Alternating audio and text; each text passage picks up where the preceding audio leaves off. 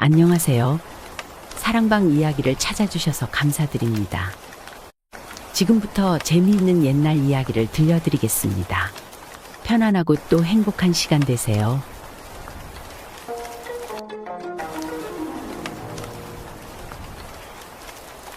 가문을 살린 구박대기 사위.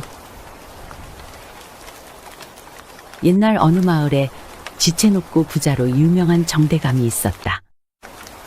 그는 유서 깊은 가문 출신으로 대궐 같은 집에 떵떵거리며 살면서 남부러울 것 없었다.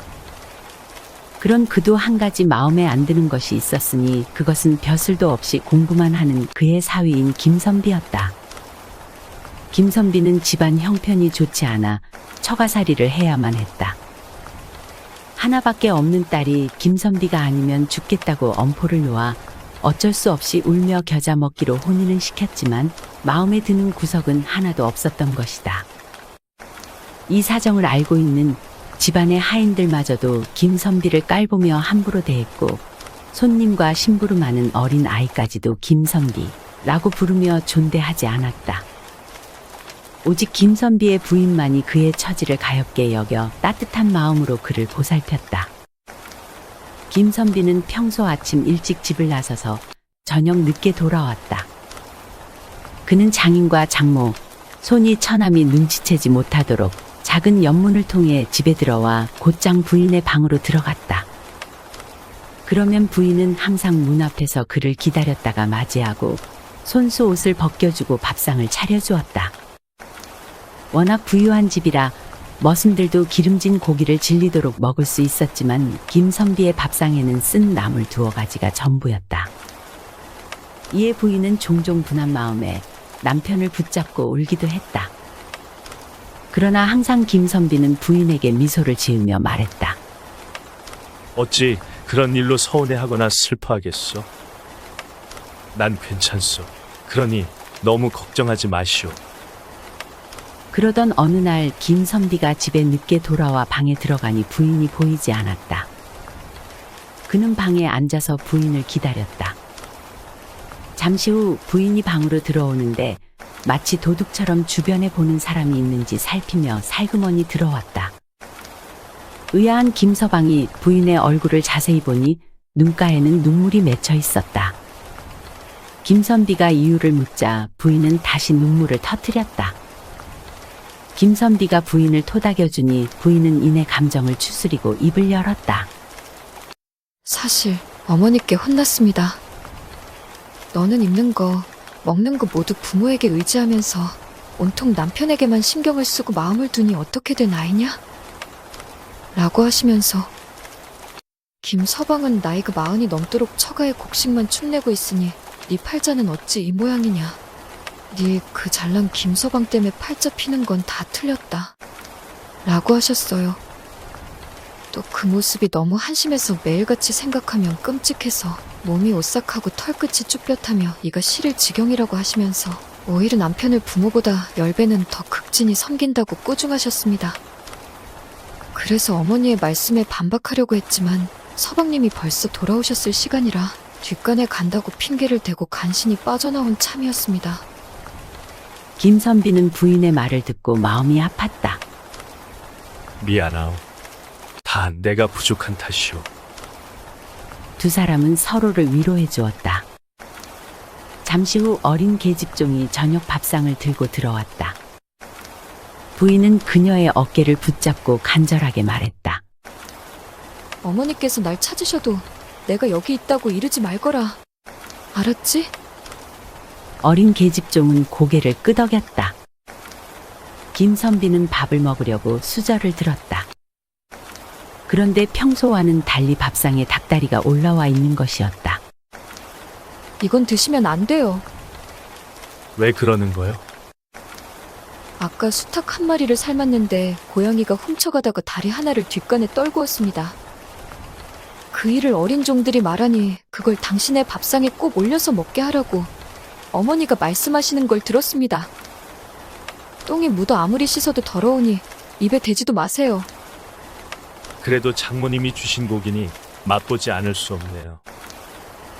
라며 닭다리를 모두 먹었다. 밥상을 물린 후 김선비가 자리에서 일어나 나갈 채비를 하자 부인이 물었다. 밤이 깊어 성문도 닫힐 텐데 어디를 가시려고 하십니까? 여보, 내 말 잘 들어요.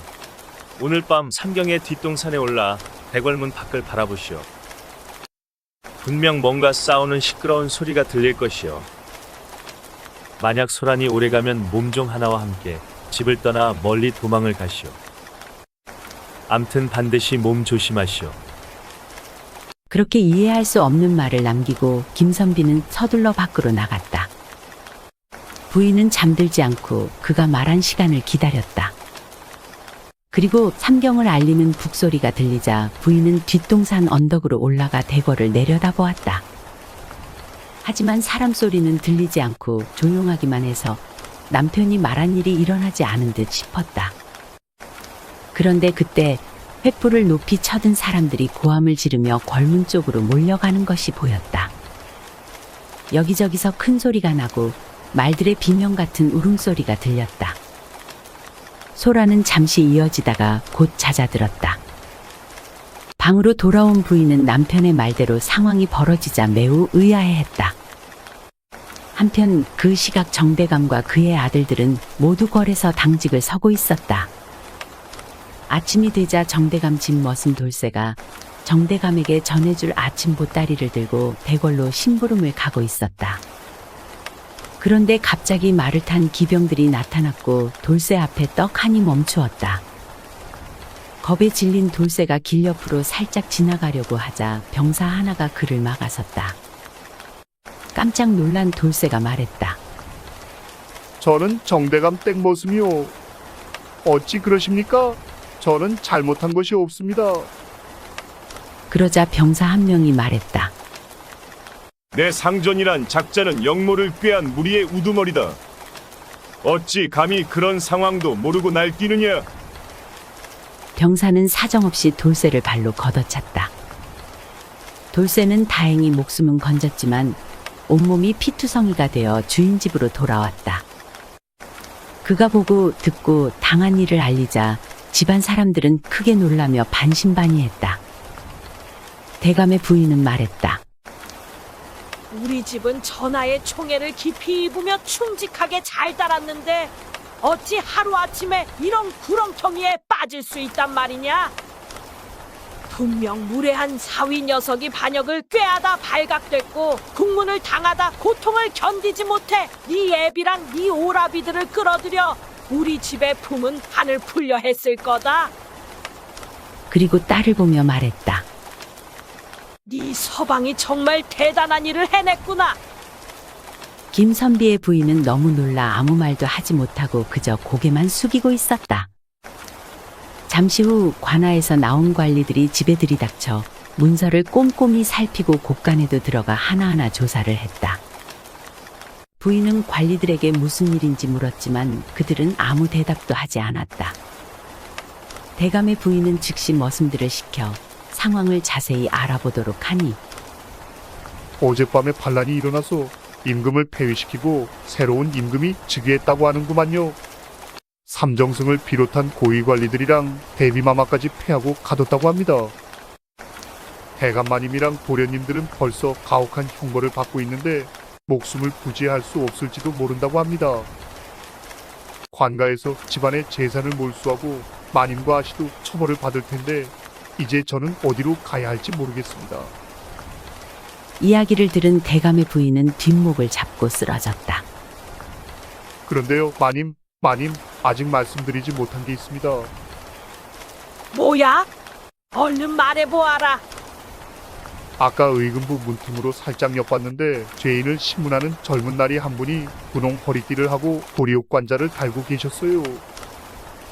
근데 그분이 꼭 김선비를 닮았습니다. 혹시 김선비가 이번 기회에 높은 자리에 오른 게 아닐까요? 얼굴이 비슷한 사람은 많다. 그놈이 어찌 높은 벼슬을 얻겠느냐. 돌쇠야, 세상 일은 모르는 거다. 한번 다시 가서 보고 오거라. 네가 여전히 그 자를 믿고 그런 헛소리를 해대니 내 가슴이 무너진다, 무너져. 그렇게 돌쇠가 다시 의금부 앞에 다다랐을 때였다. 마침 검은 예복을 갖춰 입은 형조 사람들이 두 줄로 늘어서 큰 길에서 행인들을 통제하고 있었다. 큰 길로 지나가는 가마에는 높은 벼슬아치가 타고 있는 듯 했는데 돌쇠가 슬쩍 보니 다름 아닌 김선비였다. 돌쇠는 행렬이 끝나갈 쯤에 수행원 한 사람을 붙잡고 물었다. 모시는 대감은 대체 누구시오? 김판서 대감이요. 돌쇠는 그 대감의 출신지와 이름까지 듣고 불이 나게 집으로 돌아가 보고 들은 것을 상세히 전했다. 이름과 출신지를 아씨에게 말해주니 모두 정확히 일치했다. 그 말을 함께 들은 만인이 딸에게 말했다. 내가 훌륭한 사람을 몰라보고 그동안 너무 소홀히 대했구나. 미안하다. 내가 두 눈을 뽑아서라도 사죄하고 싶구나.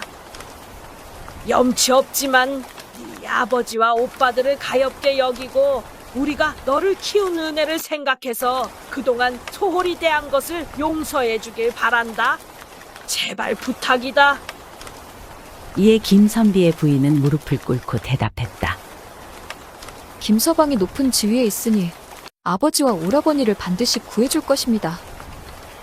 만약 그렇지 않다면 어머니 앞에서 제 목숨이라도 끊을 테니 걱정하지 마세요. 김선비의 부인은 즉시 붓을 들어 종이에 글을 빼곡히 써내려갔다. 저는 이제 곧 죽음을 맞이할 순간이 오고 있습니다. 그래서인지 서방님께서 그동안 겪은 고초가 더욱 애처롭게 느껴지네요. 그리고 그 한을 풀어드릴 방법이 없다는 것도 잘 알고 있어요. 그래서 수천 번을 고민한 끝에 이렇게 편지를 씁니다. 최근에 듣자 하니 서방님께서 하늘의 도움으로 높은 벼슬에 오르셨다고 하더군요. 이것으로 서방님에 대한 죄스런 마음도 조금이나마 덜게 됐네요.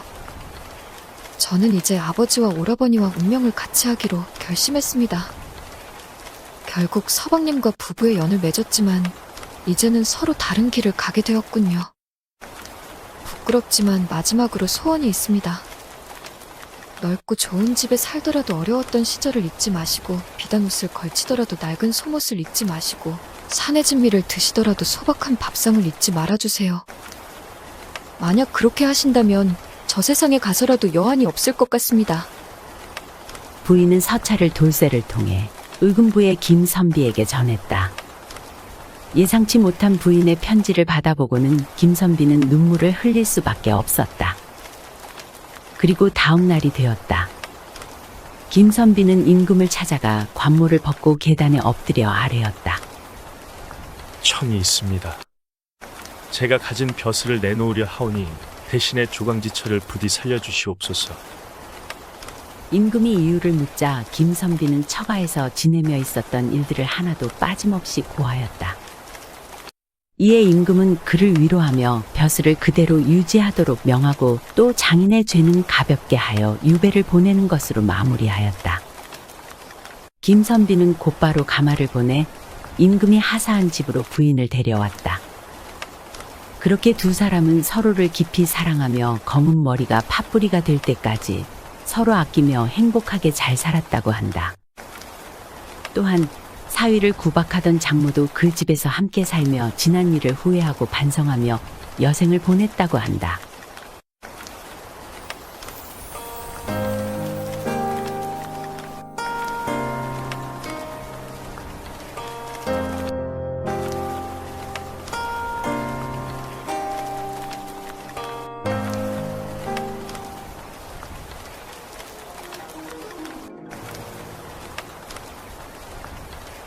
호랑이를 감동시킨 효부.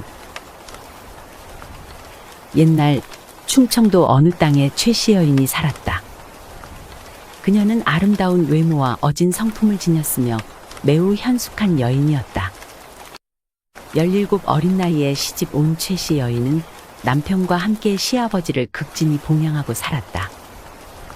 그러나 불행히도 혼인한 지 겨우 한 해가 넘어갈 즈음에 남편이 이름 모를 병을 얻어 죽고 말았다. 엎친 데 덮친 격으로 최씨 여인의 시아버지는 어느 날부터 며칠을 크게 아픈 이후 눈이 멀게 되었다. 최씨 여인의 처지가 이렇게 되니 주변의 이웃들은 가장에 청산과부가 된 최씨 여인에게 걱정 어린 조언을 하곤 했다. 내 말 좀 들어봐, 세대. 내가 자기 생각해서 하는 말인데. 솔직히 말해서 서방님은 애기도 하나 안 남기고 죽었잖아. 그리고 시아버지가 돈이 있기래? 게다가 시아버지는 눈까지 안 보인다면서? 앞을 못 보니 어디 가서 밥벌이도 못 하잖아. 다 자네가 벌어다 먹여 살려야 되는데 자식 하나도 없이 뭔 재미로 그렇게 살 거야? 그러니까 자네 다시 시집가. 내가 어떻게 서든 알아봐서 중매 서줄게. 어때? 그 꽃다운 나이가 아깝지도 않아? 아니에요. 괜찮습니다. 걱정해 주셔서 너무 감사한데 저도 잘 살 수 있어요. 그렇게 최씨 여인은 시아버지를 극진히 모시기로 결심하고 힘든 일도 마다하지 않고 품팔이를 부지런히 하며 시아버지를 모셨다. 이같이 최씨 여인의 지극한 효심에 대한 이야기는 사람들의 입에서 입으로 전해져 온 마을에 퍼졌다. 그러던 어느 날이었다. 최씨 여인은 친정어머니의 병이 위중하다는 소식을 듣게 되었다. 아버님, 저희 친정 어머니의 병이 위중하다 합니다. 하여 친정에 잠시 다녀오겠습니다. 머리맡에 끼니거리와 물을 두었으니 불편하시더라도 조금만 참아주세요. 되도록 서둘러 다녀오겠습니다. 최씨 여인은 이웃 아주머니에게도 부탁했다. 친정어머니의 병이 깊어서 친정에 며칠 다녀올 테니 그 사이에 저희 시아버님 잘 계시는지 간간히 들여다봐 주세요. 부탁 좀 드릴게요. 그렇게 최씨 여인은 황급히 친정으로 갔다. 그런데 도착해서 어머니를 만나보니 최씨 여인의 어머니는 건강한 상태였다. 그녀가 의아하게 생각하자 어머니는 말했다. 내가 늦은 나이에 너를 얻어서 애지중지하며 키웠는데 네가 20살도 안 돼서 과부가 되어 힘들게 살고 있으니 얼마나 안타까운지 모르겠다.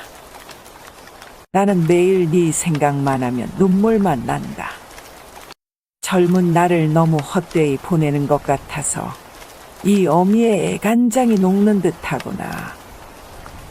그래서 내게 어울리는 어진 사윗감을 찾아 재혼을 시키려 하니 어미의 소원을 들어줬으면 좋겠다.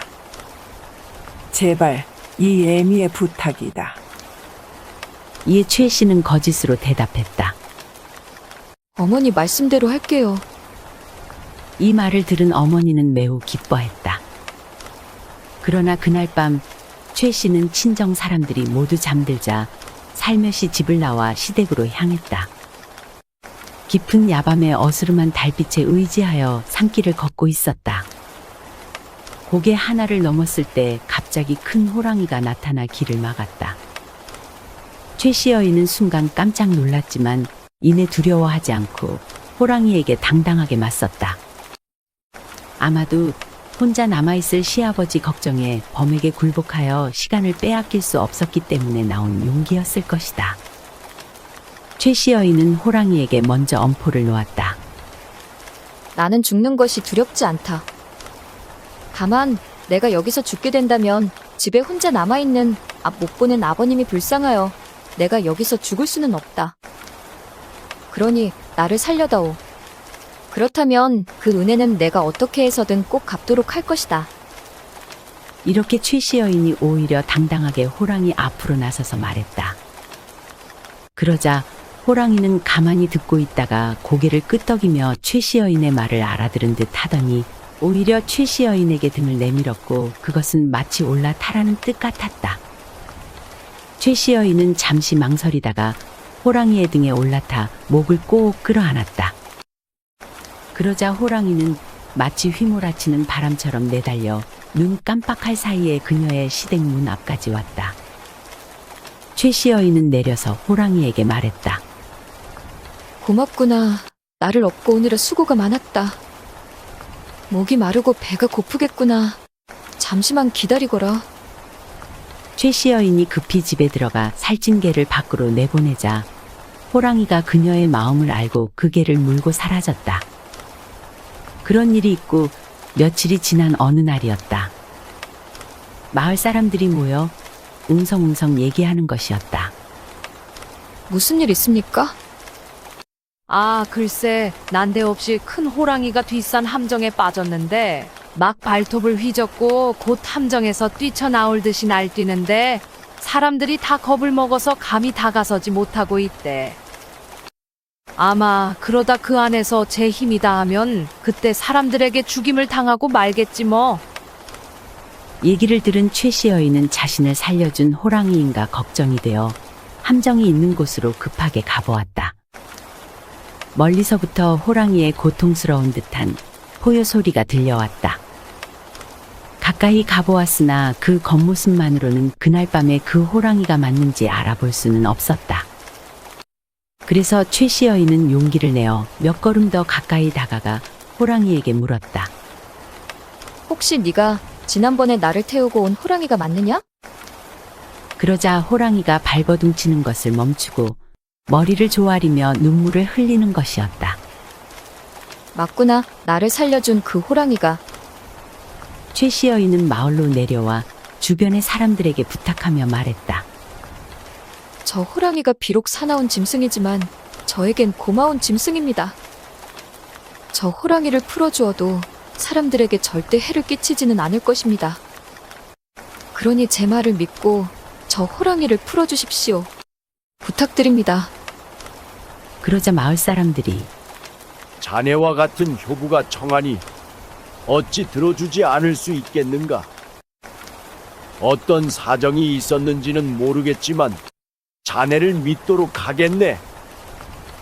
다행히 이웃 사람들은 최 씨의 말을 믿어주었고 호랑이를 함정에서 나올 수 있도록 도와주었다. 그렇게 해서 최 씨 여인은 호랑이와의 약속을 지킬 수 있게 되었다. 결국 최 씨 여인의 지극한 효심에 감동한 호랑이도 그녀의 목숨을 살려주었고 평소 최 씨 여인이 보여주었던 효심으로 감동받았던 마을 사람들도 그 여인에 대한 믿음이 되어 호랑이에게도 은혜를 갚을 수 있었던 것이다.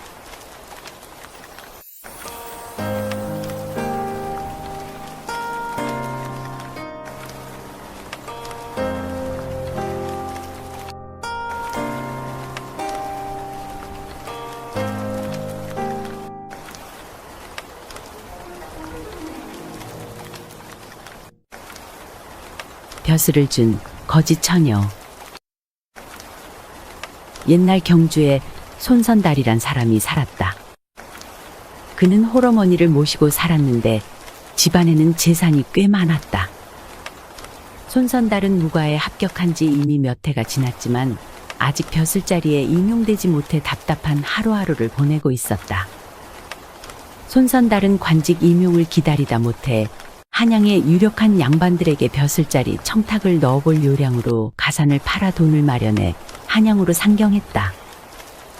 그렇게 시작한 한양살이가 벌써 1년을 넘어갔고 그동안 몇 번이나 거듭해 가산을 팔아 돈을 마련했었다. 어지간히 행세 좀 한다는 양반들에게는 거의 청탁을 넣었으나 어찌된 영문인지 손선달은 아직 관직에 나가지 못하고 있었다. 하루는 집에서 편지가 왔다. 어머니로부터의 편지였다.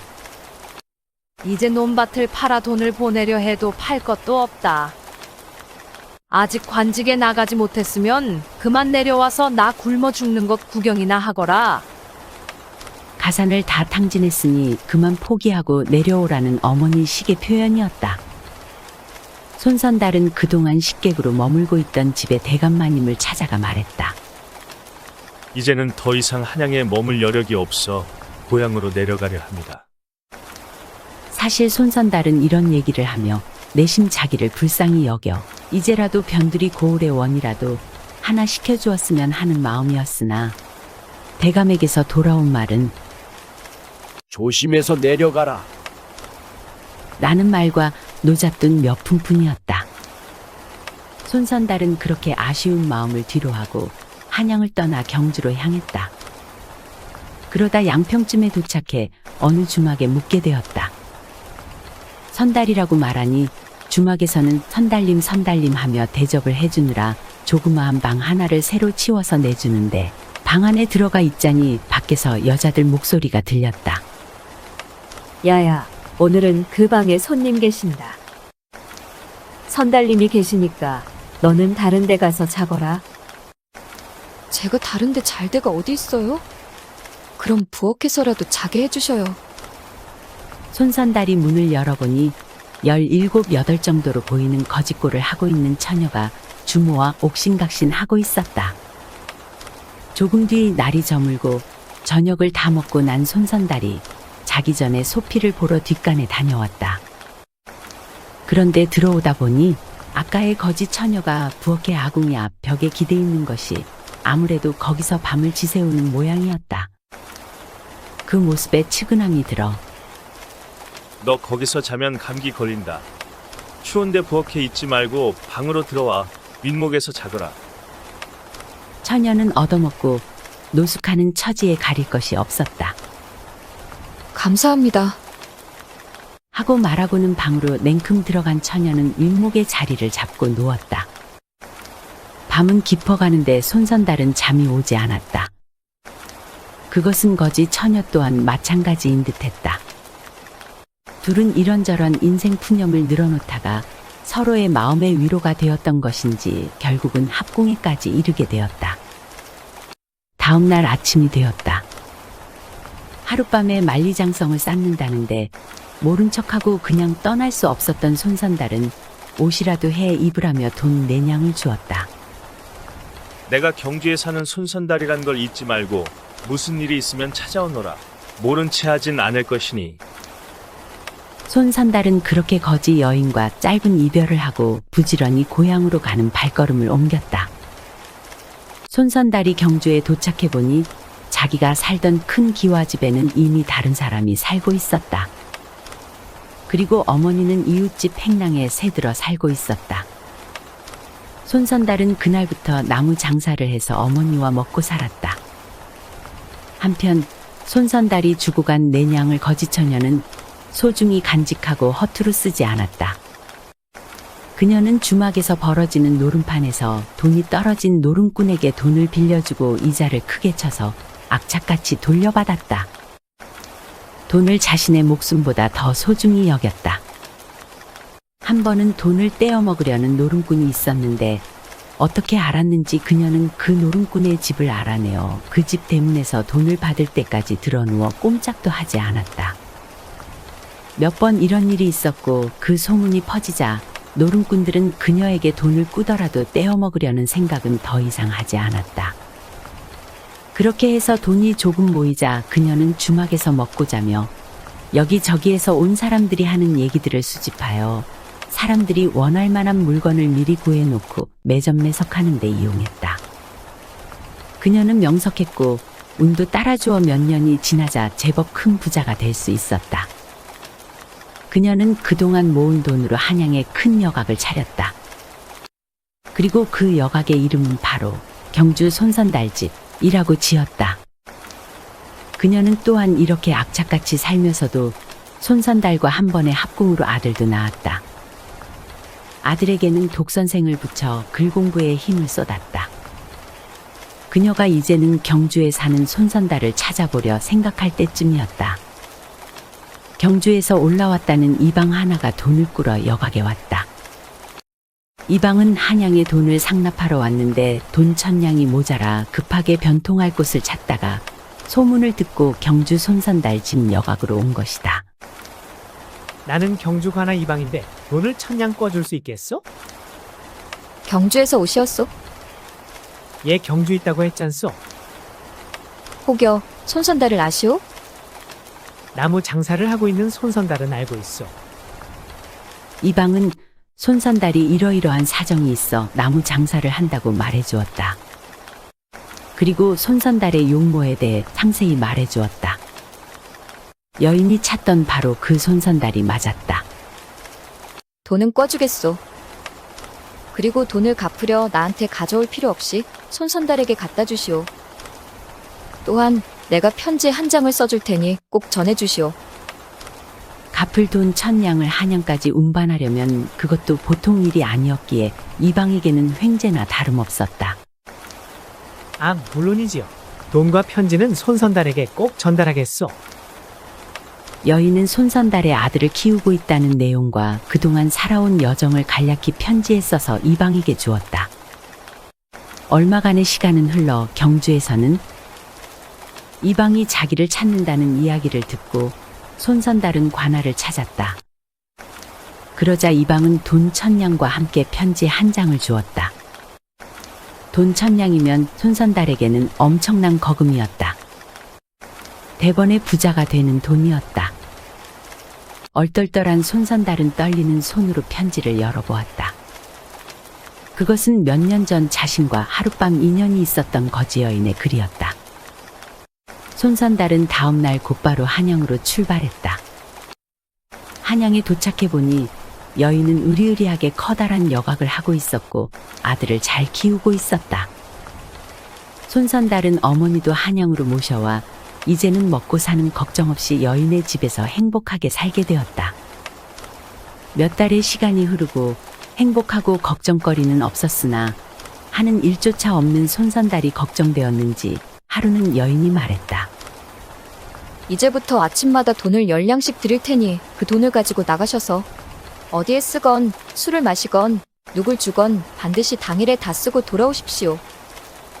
그러나 최근 몇 년간 가난에 찌들어 살던 손선달은 아는 사람도 없는 한양에서 하루에 10냥 쓰는 게 쉽지 않았고 그냥 가지고 돌아오는 날이 많았다.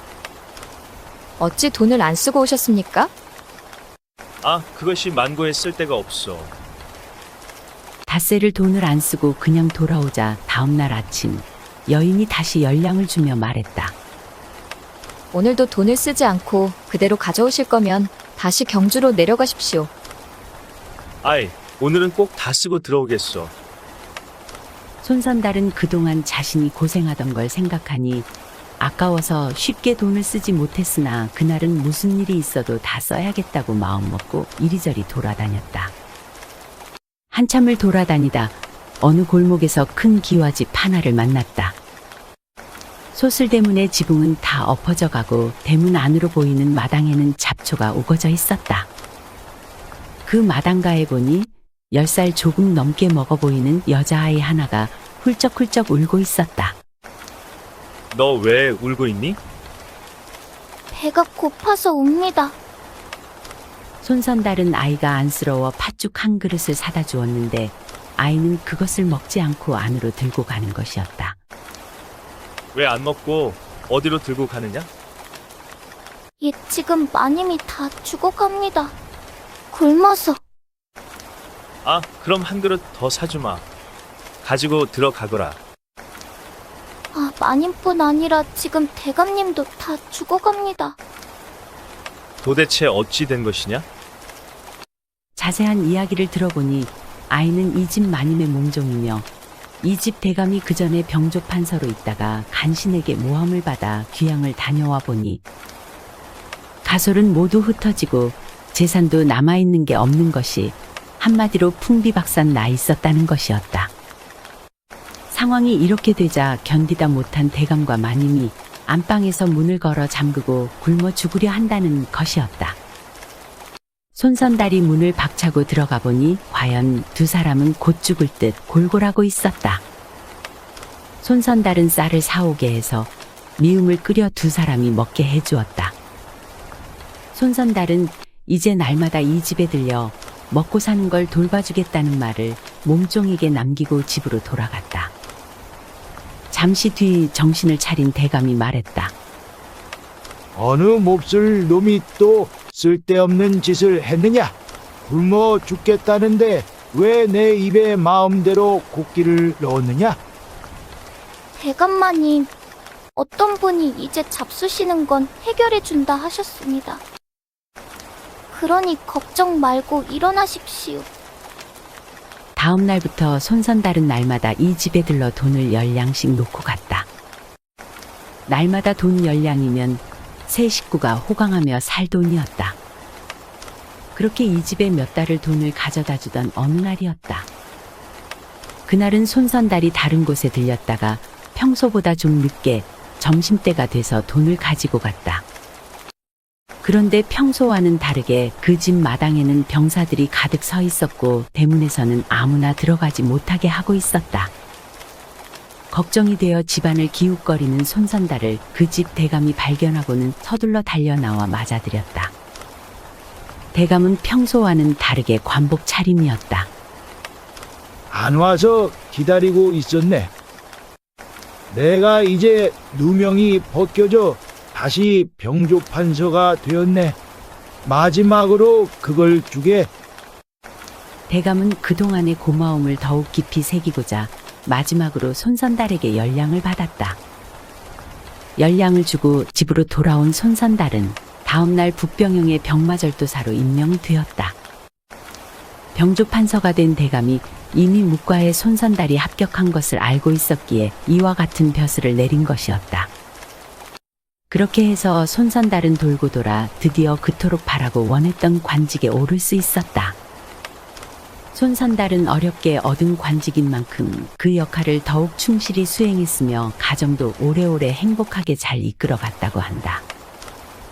손선달이 이렇게 성공하게 된 연유에는 지혜로운 거지처녀의 도움도 중요했겠으나 결국 가장 중요했던 것은 다른 이의 어려움을 모른 척하지 않은 손선달의 착한 심성이었고 그것이 결국에는 복을 불러온 것이 아니었을까?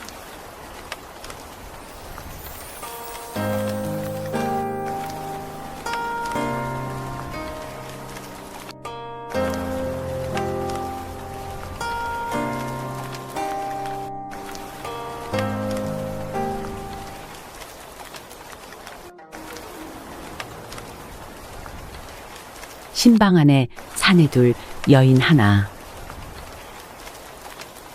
옛날 전라도 진상군 어느 고을에 오진사라는 사람이 살았다. 그는 유서 깊은 가문의 후예로 재산도 거부 소리를 들을 정도로 많았다. 그는 세상에 별로 부러울 것이 없었고 인근에서는 가장 힘있는 사람이었다. 그런 그에게도 처복만은 부족했는지 그의 처는 딸 하나만 남기고 일찍 죽고 말았다. 이후 오진사는 3년을 슬퍼하다가 백씨라는 여인과 재혼했다. 오진사의 전처가 남긴 딸 오낭자는 총명할 뿐만 아니라 꽃같이 고운 얼굴과 아름다운 자태를 가진 뛰어난 외모의 소유자였다. 재취부인 백씨는 인물도 어여쁘고 젊었지만 다만 마음이 현숙하지가 못하여 이 오낭자를 미워했다. 오낭자가 세간의 칭송을 들을 때마다 시기하는 마음은 점점 커져만 갔고 결국에는 오낭자를 없애버릴 마음을 먹었다. 그러나 남편의 금지오겹이여 마음씨나 행동 하나 흠 잡을 곳이 없는 오낭자를 쉽게 어찌할 수는 없었다. 백씨는 밤낮으로 어떻게 하면 오낭자를 없애버릴까 하는 생각에 골몰하게 되었다. 그러다 오낭자와 조정의 유력한 대신의 자제인 정도령의 혼인이 정해졌을 때 백씨는 자신이 그토록 기다려온 기회가 왔음을 직감할 수 있었다. 옳다. 이제야 내 소원을 이룰 때가 되었구나. 얼마 뒤 혼인식을 열흘 앞둔 날 저녁이었다. 밤이 깊어 삼경이 거의 되어 이 집 저 집의 불빛도 하나둘씩 꺼지는 깊은 밤이었다. 그때 오진사 집 안채로 순구 할머니가 조용히 들어왔다. 그녀는 손자 순구와 이 집에서 오랜 기간 머슴살이를 하고 있었다. 그녀는 안방문 밖에 서서 말했다. 마님, 소인 순구 할멈입니다. 들어오게. 순구 할머니는 슬며시 안방문을 열고 안으로 들어갔다. 방 안에는 백씨가 단정히 앉아 있었다. 왔구먼. 깨안깨나. 혹여 오는 길에 누구를 마주치거나 하지는 않았는가? 예, 아무도 만나지 않았습니다. 내가 이렇게 할멈을 불러온 것은 자네에게 긴히 청할 말이 있어서네. 내 청을 들어주겠나?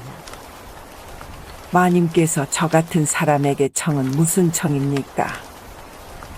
말씀을 들어봐야겠습니다만 제가 할 수 있는 일이라면 해야지요. 무슨 일이십니까? 참 고맙네. 고마워. 청을 들어준다니. 그게 말이네. 얼핏 생각하면 어려울 것 같으나 실상은 쉬운 일이네. 또 이 청만 들어준다면 내가 돈 500냥을 줄 것이니 그 돈을 가지고 멀찍이 떠나서 전답을 사가지고 순구를 장가들여 살면 할멈도 늦게나마 편히 지내지 않겠나. 백씨는 이같이 달콤한 말만 하고 본론은 얼른 꺼내지 않았다. 할멈은 돈이 500냥이란 말에 귀가 번쩍 뜨였다. 예, 무슨 분부를 내리시든 따를 테니 어서 말씀을 하세요. 할멈이 이렇게 허락을 하니 말을 함세. 그러면서 백씨는 잠시 머뭇거리다가 또 한 번 다짐을 받았다. 그래 무슨 청이든 꼭 들어줄 테지. 예, 걱정 말고 말씀하세요. 백씨는 벌떡 일어나 앞뒷문을 열어보더니 문을 다시 닫고 할멈 앞으로 바짝 다가가 앉았다. 그리고 나서 나직한 목소리로 입을 열었다. 열흘 뒤 딸아이의 혼례가 있지 않은가. 그날 신방을 후원 연당에다 꾸밀 테니 미리 자네 손자 순구가 칼을 들고 신방의 병풍 뒤에 숨어 있다가 신랑 신부가 잘 때쯤 해서 뛰어나와 칼로 위협해서 신랑이 달아나기만 하면 돈 500냥을 줄 터이니 꼭 그렇게 해주게. 내 청은 이것이니 일체 누구한테도 말하지 말고 꼭 내 하라는 대로만 하게. 할멈은 뜻밖의 놀라운 말을 듣고 가슴이 서늘하고 모골이 송연해졌다. 할멈은 손을 내저으면서 아이고 마님, 그런 무서운 일을 어떻게 합니까? 저더러 죽으라고 하시면 죽기는 할지언정 이 일은 할 수가 없습니다. 어차피 백씨는 처음에는 할멈이 자기 말을 거절할 것을 예상했기에 태연하게 말을 이어나갔다. 아니, 자네 무엇을 그리 놀라고 있나? 칼로 사람을 죽이라면 놀랄 법도 하느냐. 이건 잠시 칼로 위협만 하라는 것인데 그것이 그리 못할 짓인가? 백씨는 일어나더니 벽장문을 열고 딸이 진 엽전 한 뭉텅이를 힘겹게 꺼내놓으며 당부를 하였다. 자, 이게 200냥인데 이걸 먼저 줄 테니 우선 가져가고 이를 성사하면 또 300냥을 줄 것이니 두말 말고 나 하라는 대로만 하게. 할멈은 놀랍기도 하고 무섭기도 했으나 백씨의 말을 듣고 눈앞에 돈꾸러미를 보니 못할 것도 없다는 생각이 들었다. 마님, 말씀이 그러시다면 시행을 해보겠습니다만 아무리 손자라도 뜻은 다 각각인데 순구놈이 말을 들을는지는 모르겠습니다. 순구야 자네 하기에 달려있고 또 어렵지도 않은 일을 거절이야 하겠나. 두말 말고 어서 이 돈이나 갖다 주게. 백씨는 이렇게 할멈을 구슬려 돈을 주워 보냈다.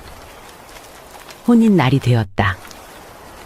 신방은 백씨의 지휘대로 후원의 연당에다 정하고 초저녁부터 후원문을 잠그고 한 사람도 출입 못하게 하였다. 밤이 야심해지고 선남선녀 신랑 신부 정도령과 오낭자는 잠자리에 들 준비를 했다. 바로 그때 병풍이 옆으로 밀리며 복면을 쓴 괴한이 시퍼렇게 날이 선 칼을 들고 병풍 뒤에서 쑥 나오면서 이놈, 어디 계집이 없어서 하필 나의 사랑하는 여인을 데려가려느냐? 하고 큰 소리를 침과 동시에 칼을 휘둘렀다. 순구가 백씨의 계획대로 칼을 들고 뛰어나와 협박을 한 것이다. 신부는 혼비백산하여 비명을 질렀다. 그리고 신랑은 황급히 몸을 피한 뒤 윗목에 놓인 촛대를 집어던지려 하니 그놈은 더 이상 대들지 않고 뒷문을 박차고 달아나 버렸다. 신랑이 잡았던 촛대를 놓고 성난 눈으로 신부를 노려보다가 두말 없이 몸을 돌려 문 밖으로 나갔다. 그리고 쇠돌이를 찾았으나 보이지 않기에 할 수 없이 말을 타고 혼자 본가로 돌아갔다. 쇠돌이는 신랑 집 하인으로 나이도 젊고 충직할 뿐더러 힘이 장사여서 정도령이 몹시 신임하고 있었다. 쇠돌이는 그때 마침 신부대 후원을 구경하고 있었는데 난데없이 복면 괴인이 신방 쪽에서 뛰쳐나오자 웬 놈이냐 하고 물었으나 복면 괴인은 아무 대답도 않고 담장 쪽으로 내달렸다. 쇠돌이는 쏜살같이 그놈의 뒤를 쫓았고 막 담을 넘어가려고 하던 놈의 발목을 잡아챌 수 있었다. 그러니 그놈은 떨어지면서 바닥에 나뒹굴고 쇠돌이는 조금도 틈을 주지 않고 그놈의 가슴을 발로 세차게 밟았다. 그리고 복면을 벗겼다. 이놈 도둑이냐? 아니면 무슨 흉기를 꾸미러 왔느냐? 바른 대로 말하면 목숨은 살려줄 것이니 어서 말해라. 그놈은 너무 놀라서 입만 벌리고 말도 못하더니 잠시 후에야 가까스로 사정을 하기 시작했다. 살려줍시오. 살려줍시오. 도둑도 아니고 강도도 아니올시다. 어디 한 군데 부러지고 싶지 않으면 당장 바른 대로 말해라. 너는 누구냐? 순구는 할 수 없이 덜덜 떨어가면서 자기의 죄를 술술 다 말해버렸다. 사실 순구는 이러한 흉계에 걸맞는 인물이 아니었다. 할머니 밑에서 순한 양처럼 커왔기에 우직하고 힘만 셌지 순진하기 짝이 없는 총각이었다. 신부의 계모가 돈으로 사람을 사서 그러한 일을 꾸몄다는 자세한 이야기를 들은 쇠돌이는 깜짝 놀랐다. 그는 순구를 돌려보내고 급히 후원의 연당에 있는 신방으로 들어가 보았다. 신랑은 간 곳이 없었다. 필시상전은 순구의 짓을 그대로 믿고 돌아갔을 것으로 짐작이 되었다. 큰일이었다. 쇠돌이는 즉시 신랑의 본가로 달려갔다. 이때 신부는 한동안 정신 나간 사람처럼 황망히 있다가 정신을 차리고 고개를 들어보니 병풍 뒤에서 나온 복면 괴인과 신랑은 간 곳이 없었다. 신부는 기가 막히고 어이없어 얼빠진 사람처럼 힘없이 앉아서 혼잣말을 하였다. 하늘이 어쩌면 이렇게도 무심한가. 마른 하늘에 날벼락도 유분수지. 이게 무슨 병고란 말인가. 그 흉하는 필시 계모가 나를 해하려고 보낸 놈이 분명하다. 신랑은 그런 나쁜 계략을 모르고 오직 나를 음란하고 방탕한 여자로만 알고 갔을 테니 세상에 이런 억울한 일이 있나. 이 억울함을 풀려고 해도 방법도 없지만 만약에 오해가 풀린다면 그 벌을 대신 받을 사람은 반드시 계모가 될 것이다. 그러나 계모가 죄를 받게 되면 그것은 아버지의 명성에 누를 끼치는 일이 될 터이니 이것은 차라리 내가 죽을지언정 차마 할 수 없는 일이겠구나. 어차피 나는 이미 살아서도 음탕한 여인의 누명을 벗지 못하고 죽어도 더러운 귀신이 될 뿐이로구나. 신부는 이런 생각을 하면서 눈물을 쏟기 시작했다. 그러다 잠시 후 신부는 문 밖으로 나가더니 후원문을 열고 연못을 향해 달리기 시작했다. 한편 할멈은 순구에게 그런 일을 시켰으나 도무지 마음이 놓이지 않아 안절부절 못하다가 신방이 있는 후원으로 가보았다. 사방은 고요한데 뜻밖에도 웬 젊은 여자가 후원에서 나오더니 연못을 향해 다름질 치는 것이 보였다. 달빛에 어렴풋이 보이는 건 노기홍상의 신부 차림이었고 더 이상 자세히 볼 것도 없이 아씨였다. 할멈은 깜짝 놀라 아씨 뒤를 따랐다. 신부는 연못 앞에 이르더니 치마를 쓰고 물로 몸을 던지려 했다. 할멈은 숨이 턱에 닿도록 쫓아간 끝에 간신히 신부의 옷자락을 붙들었다. 신부가 몸을 뿌리치려고 애를 쓰니 할멈은 신부의 소매를 더욱 단단히 붙잡으며 말했다. 아이고, 아씨 이게 무슨 일이십니까? 할멈, 나는 꼭 죽어야 할 사람이네. 그러니어서 놓아주게. 왜 이러시는지 다 압니다. 모든 것이 인연의 죄입니다. 그러니 어서 집으로 가시면 자세히 설명해드리고 아씨의 누명도 다 벗겨드릴 테니 어서 가십시다. 신부는 죽는 것도 뜻대로 안 되고 또한 할멈의 말이 궁금해 할멈의 집으로 이끌려왔다. 그리고 할멈은 그간의 전후 사실을 속속들이 다 들려주었다. 할멈, 그렇지만 지금 나의 처지로는 다시 집으로 들어갈 수도 없고 더구나 자네 집은 잠시도 머물러 있을 수가 없네. 아씨, 소인이 정말 죽을 죄를 지었습니다. 아씨의 모든 누명을 책임지고 풀어드리겠습니다. 아씨, 일단 외갓집으로 가 계십시오. 그때였다. 문 밖에 인기척이 들렸다. 할멈이 얼른 밖으로 나가보니 순구가 넋이 나간 듯한 표정으로 서 있었다. 순구야, 어째서 이제야 온 것이냐? 후원에서 나와 담을 넘다가 웬 사람에게 붙잡혀서 죽다가 간신히 살아왔어요. 그러는 와중에 죄를 다 말해버렸어요. 순구는 울먹거리면서 정신까지 오락가락하는 듯하였다. 할머니, 이제 어쩌지요? 어디 도망이라도 갈까요? 순구야, 너무 걱정 말거라. 이 할멈이 다 책임지 마.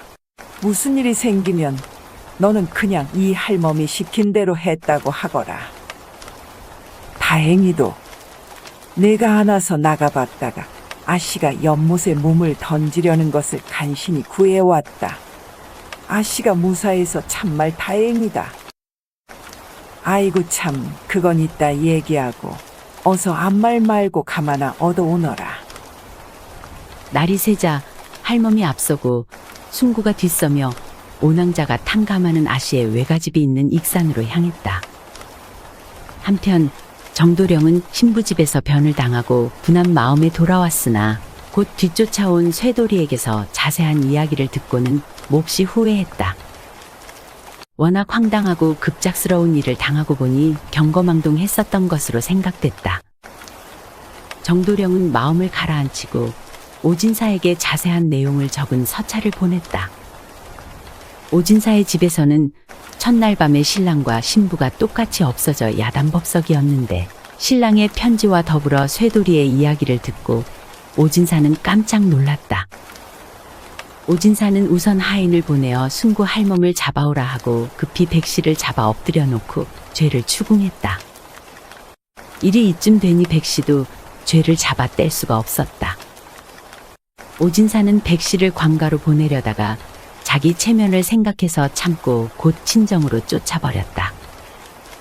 며칠 후 순구는 백씨로부터 받은 돈 200냥을 들고 정도령의 집을 찾아갔다. 정도령 앞에 엎드린 순구가 말했다. 소인이 바로 신방에 칼을 들고 들어갔던 놈입니다요. 멋이라고. 그런데 어째서 나를 찾아왔느냐? 소인이 정말 죽을 죄를 지었습니다. 벌을 주신다면 달게 받겠습니다. 다만 급히 아를 말씀이 있어 왔습니다. 순구는 그간의 자초지종을 모두 말했다. 신부가 물에 빠져 죽으려고 하던 일부터 할멈의 구원을 받아 그 밤으로 외갓집으로 가서 무사히 있다는 말을 하고 지고 온 것은 백씨에게 받은 돈 200냥이라고 자세히 고했다. 사실 정도령은 신부가 사라졌다는 소식을 들은 이후부터는 죽었는지 살았는지 알 수 없음에 음식을 전폐하고 주야로 법민했는데 이제 살아있다는 말을 듣자 정신이 번쩍 들었다. 그렇다면 너의 죄는 고사하고 나에게는 은인이구나. 정도령은 곧바로 이 사연을 오진사에게 전했다. 오진사는 그 편지를 보고 어찌나 기뻤던지 그 길로 친히 처가로 달려갔다. 과연 딸은 무사히 있었고 부녀는 서로 붙들고 울었다. 오진사는 딸을 데리고 가려 했지만 딸이 거절을 하며 아버지가 계모를 용서하고 친정에서 데려와야 가겠노라고 하였다. 오진사는 할 수 없이 백씨에게 딸의 말을 전했더니 백씨는 부끄럽기도 하고 고맙기도 하여 울면서 지은 죄를 사죄하고 그 후부터는 현숙한 부인이 될 것을 다짐했다고 한다. 그리고 정도령은 순구 할멈에게 돈 500냥을 주어 신부를 구한 은혜의 보답으로 살해하였다고 한다.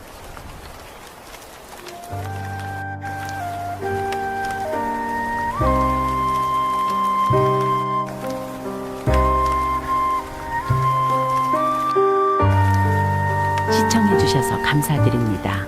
지금까지 사랑방 이야기였습니다. 항상 건강하시고 행복하시고 만사형통하시고 평안하시고 꽃길만 걸으시고 좋은 일들만 가득하시기 바랍니다. 마지막으로 구독, 좋아요도 눌러주세요. 더 재미있는 이야기로 찾아뵙겠습니다.